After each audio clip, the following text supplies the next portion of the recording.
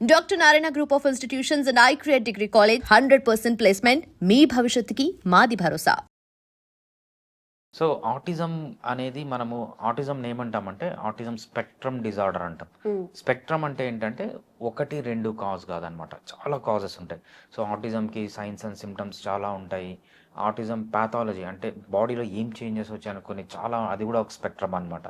So ఆటిజంలో causes అనేది కూడా spectrum, ఒక పర్టికులర్ కాజ్ అని మనం చెప్పలేమట. హ్యూజ్ వెరైటీ ఆఫ్ కాజెస్ ఉన్నాయి. దీంట్లో చాలా కన్ఫ్యూజన్ ఉంది ఆటిజం కిడ్స్ పేరెంట్స్కి. అసలు ఆటిజం ఎందుకు వస్తుంది అని, ఆటిజం ఎందుకు వస్తుంది అనేది ఎక్కడ మనకు క్లియర్గా చెప్పట్లేదు. సో ఈ వీడియోలో మనం ఏం తెలుసుకుందామంటే ఆటిజం ఎందుకు వస్తుంది సైంటిఫిక్గా. సో ఏదో దొంగ బాబానో ఎవరో చెప్పింది కాకుండా సైంటిఫిక్గా చాలా డీప్గా తెలుసుకుందాం ఆటిజం ఎందుకు వస్తుందని. సో ఆటిజము మెయిన్గా జెనెటిక్ డిజార్డర్ అంటాం. సో జెనెటిక్ డిజార్డర్ అంటే ఏంటంటే దాంట్లో కూడా మళ్ళీ వెరైటీస్ ఉంటాయి. సో మనం కొంచెం జెనెటిక్స్ గురించి అర్థం చేసుకోవాలంటే, ప్రతి ఒక్క మనిషి ఫామ్ కావాలంటే మదర్ నుంచి ఎగ్ రావాలి, ఫాదర్ నుంచి స్పర్మ్ రావాలి. ఈ రెండు కలిసినప్పుడు ఒక మనిషి అనేది ఫామ్ అవుతాడు. సో అంటే మదర్ సగం జీన్స్ ఇస్తుంది, ఫాదర్ సగం జీన్స్ ఇస్తాడు. ఆ జీన్స్ రెండు కలిపి ఫుల్ జీన్స్ అవుతాయి అనమాట.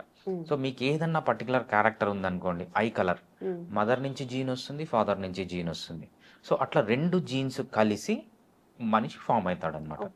అదే ఈ మనిషి ఇంకొకరిని పుట్టియాలనుకోండి, ఫర్ ఎగ్జాంపుల్ ఎగ్ తయారు చేయాలి, స్పర్మ్ తయారు చేయాలంటే ఏదైతే ఒక సింగిల్ సెల్ ఉందో అది రెండుగా విడిపోతుంది. జీన్స్ కూడా ఎగ్జాక్ట్గా రెండుగా విడిపోతాయి అనమాట. ప్రతి ఒక్క క్యారెక్టర్కి, మనిషి ఉన్న క్యారెక్టర్కి రెండు జీన్స్ ఉంటాయి. అది ఎగ్ ఫామ్ అయ్యేటప్పుడు కానీ స్పర్మ్ ఫామ్ అయ్యేటప్పుడు కానీ విడిపోతాయి అనమాట.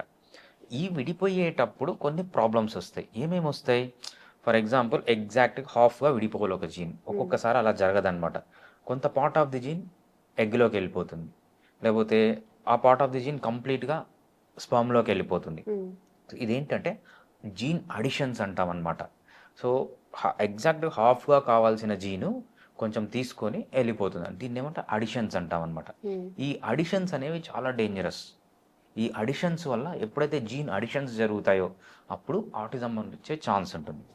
అదే ఫర్ ఎగ్జాంపుల్ ఈ అడిషన్ అనేది, ఒక జీన్ అనేది కంప్లీట్గా ఒక పేరెంట్లోకి వెళ్ళిపోయింది, ఇంకో పేరెంట్లో అక్కడ ఎంటీ అయిపోతుంది అనమాట. అంటే స్పర్మ్లో కానీ ఎగ్లో కానీ ఎంటీ, ఆ జీన్ అనేది స్పర్మ్లోకి వెళ్ళింది అనుకోండి, ఎగ్ ఎంటీ అయిపోతుంది. ఆ జీన్ అనేది ఎగ్లోకి వెళ్ళింది అనుకో, స్పర్మ్ ఎంటీ అయిపోతుంది అనమాట. సో దీన్ని డిలీషన్స్ అంటాం. డిలీట్ అయిన జీన్స్ కానీ అడిషన్ అయిన జీన్స్ కానీ ఒక ఫర్టిలైజ్ చేస్తే ఏమంటామంటే ఆటిజం వచ్చే ఛాన్స్ ఉంటుంది అన్నమాట. దీన్ని ఏంటంటే జీన్ అడిషన్, జీన్ డిలీషన్ అంటాం అనమాట. ఇంకొక జీన్ ప్రాబ్లం ఉంటుంది, అదేంటంటే ఎపిజెనెటిక్స్ అంటాం. జీన్స్ అన్నీ పర్ఫెక్ట్గా ఉన్నాయి, బట్ కాకపోతే ఏమవుతుందంటే మన ఎన్వైరన్మెంట్ని బట్టి కొన్ని జీన్స్ యాక్టివేట్ అవుతాయి, కొన్ని జీన్స్ డియాక్టివేట్ అవుతాయి. సో ఎప్పుడైతే యాక్టివేట్ కావాల్సిన జీన్స్ డియాక్టివేట్ అవుతాయి, డియాక్టివేట్ కావాల్సిన జీన్స్ యాక్టివేట్ అయినాయి, జీన్ నార్మల్గానే ఉంది కానీ యాక్టివేషన్ డియాక్టివేషన్లో ప్రాబ్లం ఉంది. దాన్ని ఏమంటామంటే జెనెటిక్ ఎపిజెనెటిక్స్ అంటాం అనమాట. ఈ ఎపిజెనెటిక్స్ కానీ జీన్ డిలీషన్ కానీ జీన్ అడిషన్ అనేది మెయిన్ ప్రాబ్లం ఆటిజంలో. సో ఈ జీన్ డిలీషన్ కానీ జీన్ అడిషన్ కానీ లేకపోతే ఈ ఎపిజెనెటిక్స్ కానీ ఎందుకు జరుగుతాయి అనే దానికి మనకు చాలా రీజన్స్ ఉన్నాయన్నమాట. ఇంకోటి ఏంటంటే ఆటిజం అనేది 40 to 90% ఇన్హెరిటెడ్. అంటే ఫాదర్కి మదర్కి ఈ డిలీటెడ్ జీన్స్ కానీ యాడెడ్ జీన్స్ కానీ ఎపిజెనెటిక్స్లో చేంజ్ అని ఉంటే అది పిల్లలకి వచ్చే ఛాన్స్ ఎక్కువగా ఉంటుంది.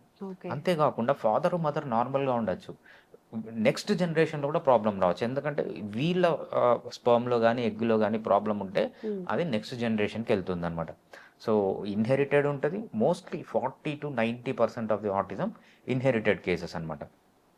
అసలు ఈ జీన్ డిలీషన్స్ కానీ అడిషన్స్ కానీ ఎపిజెనెటిక్ చేంజెస్ రావడానికి చాలా రీజన్స్ ఉన్నాయి. సో మనము దీనిలో రిస్క్ ఫ్యాక్టర్స్ అంటాం అనమాట. రిస్క్ ఫ్యాక్టర్స్లో ఫస్ట్ మనం తెలుసుకునేది ప్రిమెచ్యూర్ బర్త్. పిల్లలు వాళ్ళు 9 నెలలు నిండిన తర్వాత పుట్టాలి, అట్లీస్ట్ 36 weeks నిండిన తర్వాత పుట్టాలని. దానికి ముందే పుడితే ఏమంటామంటే ప్రిమెచ్యూర్ బర్త్ అంటాం. ప్రిమెచ్యూర్ బర్త్ కూడా ఒక రీజన్ ఆటిజం వల్ల అనమాట. ఇంకోటి ఏంటంటే అడ్వాన్స్డ్ పేరెంటల్ ఏజ్. మన పాతకాలంలో మా నాన్నమ్మనో వాళ్ళని తీసుకుంటే వాళ్ళకి 13 years 14 years పిల్లలు పుట్టేవాళ్ళని. కానీ ఇప్పుడు ఏంటి 35 years 40 years కూడా పిల్లలు పుడుతున్నారు. ఎప్పుడైతే ఏజ్ అనేది అడ్వాన్స్ అవుతాయో సో మన జీన్స్లో, మన ఎగ్లో కానీ స్పర్మ్లో కానీ క్వాలిటీ తగ్గిపోయి అడిషన్స్ డిలీషన్స్ ఎపిజెనెటిక్ చేంజెస్ వచ్చి ఆటిజం రావడానికి ఛాన్స్ ఉంటుందన్నమాట. మెటర్నల్ ఇల్నెస్ డ్యూరింగ్ ప్రెగ్నెన్సీ అంటాం. తల్లి గర్భంతో ఉన్నప్పుడు ఏమన్నా ప్రాబ్లమ్స్ వచ్చాయనుకోండి, ఏదన్నా ఇన్ఫెక్షన్, ఎస్పెషల్లీ ఇన్ఫెక్షన్స్ కానీ, లేకపోతే తల్లి స్ట్రెస్లో ఉంది కానీ, ఎటువంటి ప్రాబ్లమ్స్ ఉన్నా కూడా అది ఆటిజం కింద మారే ఛాన్స్ ఉంటుంది అనమాట. ఇంకోటి ఇంట్రెస్టింగ్ ఫ్యాక్ట్ ఏంటంటే స్టెమ్ ఫీల్డ్ అంటాం అనమాట.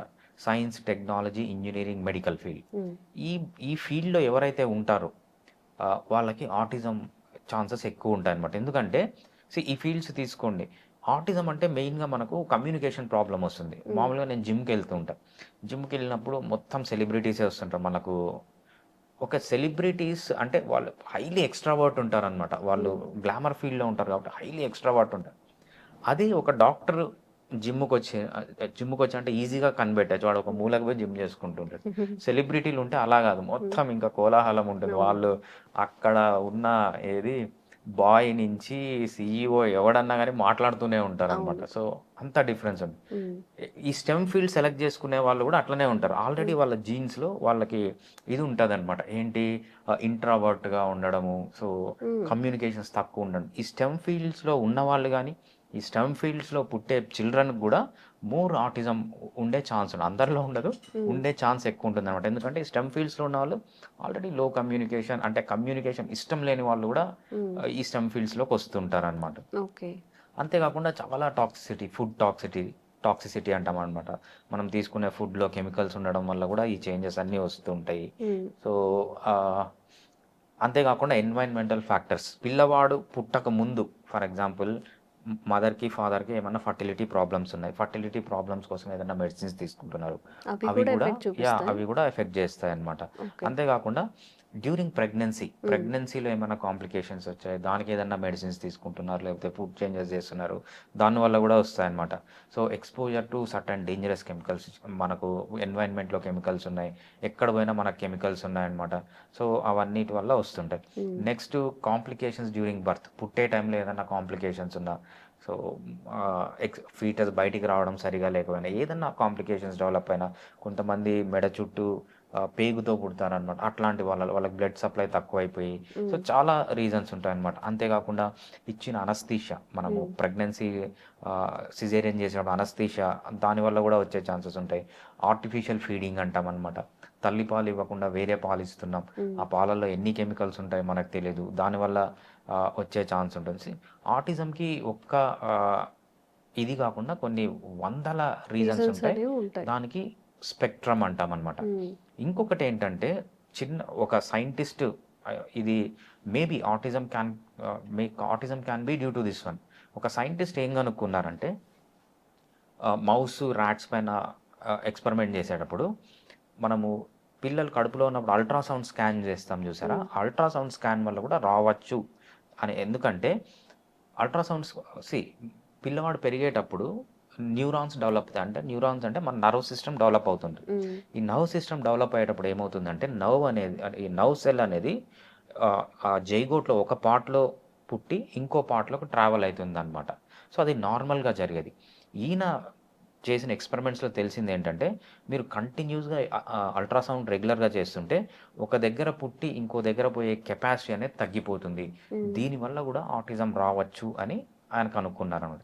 సో దీనికి జనరల్ పబ్లిక్ ఎలా అర్థం చేసుకోవాలంటే, సో వీలైనంత అల్ట్రాసౌండ్ అనేది చాలా యూస్ఫుల్. ఎందుకంటే ఏదైనా డిఫెక్ట్స్ ఉన్నా, ప్రాబ్లమ్స్ ఉన్నా ముందే చెప్పేస్తుంది.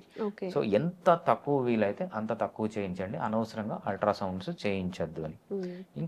ఇంకొక అపోహ ఉందన్నమాట. సో వ్యాక్సిన్స్ వల్ల ఏమన్నా ఆటిజం వస్తుందా, చాలా మంది చెప్తుంటారు. వ్యాక్సిన్స్ అనేది, లేకపోతే డెలివరీ టైంలో పిల్లలు పెరిగేటప్పుడు, అంటే చిన్నపిల్లలకి వ్యాక్సినేషన్ చేస్తాం కదా, ఆ వ్యాక్సినేషన్ వల్ల కూడా ఏమన్నా ఆటిజం వస్తుందా. సో దీనికి కూడా ఒక రీసెర్చ్ చేశారనమాట. సో యూకేలో ఒక ఆయన ఆటిజం ఎందుకు వస్తుందంటే వ్యాక్సిన్స్ వల్ల వస్తుంది, ఆ వ్యాక్సిన్స్లో వాడే ఎక్సిపియంట్స్, అంటే ఆ వ్యాక్సిన్ స్టేబుల్ ఉండడానికి కొన్ని కెమికల్స్ వాడతారు, దానివల్ల వస్తుంది అని ఆయన ప్రపోజ్ చేశాడనమాట. దీనిపైన చాలా రీసెర్చ్ జరిగింది. అన్ని రీసెర్చెస్లో వ్యాక్సిన్ వల్ల రాదనే ప్రూవ్ అయిందనమాట.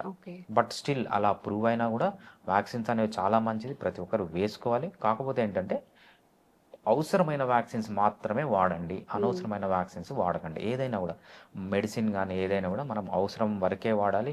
అది అలోపతి కావచ్చు, హోమియోపతి కావచ్చు, ఆయుర్వేద, సిద్ధ, యునాని ఏవన్నా కూడా అది వ్యాక్సిన్స్ కానీ యాంటీబయాటిక్స్ కానీ అన్నీ చాలా ఎక్సలెంట్ మెడిసిన్స్ అనమాట. కాకపోతే ఎంత లిమిటెడ్గా వాడితే అంత మంచిది. And for more videos, Please subscribe to iDream. Please subscribe to iDream. Please subscribe iDream. And please subscribe to iDream. For more videos, subscribe to iDream. please like, share and subscribe to the channel. Congratulations, iDream. subscribe to iDream. Subscribe to iDream. So subscribe to iDream Media. iDream team అందరికి huge congratulations. Please subscribe iDream Media. Please subscribe to iDream. Subscribe iDream. Please subscribe to iDream. iDream అంటే నా కళల ఛానల్ను subscribe చేసుకున్న నోరు తిరుగుతలేదు, మీరైతే గంట గుర్తు కొట్టండి. For more such videos, please subscribe to iDream. Subscribe to iDream. Please subscribe to iDream. Please subscribe iDream Media. Please do subscribe to iDream. Please subscribe to iDream Media. For best entertainment and information, please subscribe iDream. And don't forget to subscribe to iDream.